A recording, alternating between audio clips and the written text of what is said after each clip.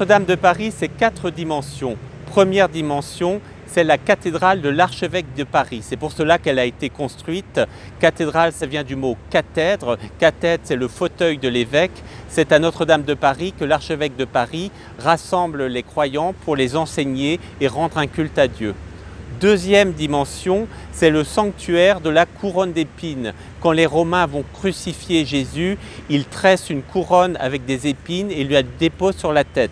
Ensuite, Saint Louis, roi de France, va racheter cette couronne, il va la faire venir à Paris, on va construire la Sainte-Chapelle, elle va rester donc dans la Sainte-Chapelle jusqu'à la Révolution, et à partir de Napoléon, la couronne d'épines est confiée à l'archevêque de Paris et elle est vénérée chaque premier vendredi du mois à 15 h dans la cathédrale.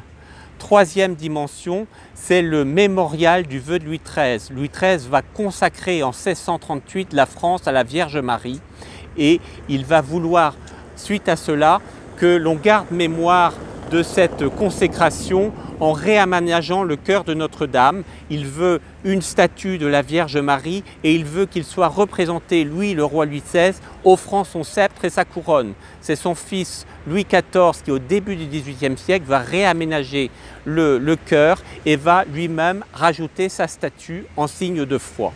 Quatrième dimension, c'est le lieu emblématique des événements de la nation. C'est ici à Notre-Dame que l'on vient célébrer les victoires. C'est également ici qu'ont lieu les obsèques de roi de France avant l'inhumation à Saint-Denis.